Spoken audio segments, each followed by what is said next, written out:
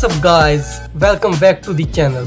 If you are watching this video, you are probably facing the saved game damage error in Transformers War for Cybertron or Fall of Cybertron.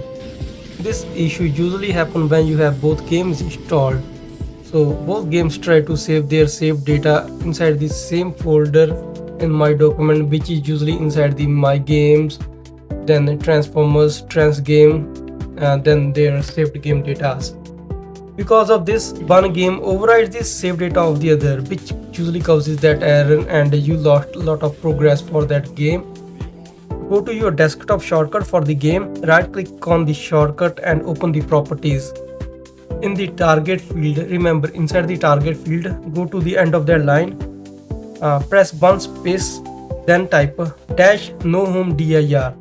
This will tell the game that it will usually save the data to its own home directory rather than inside the documents. That's all from me guys. If you are still facing any issue, just drop that into the comment section and I will read you out. And don't forget to subscribe to my channel. Thanks for watching this video guys.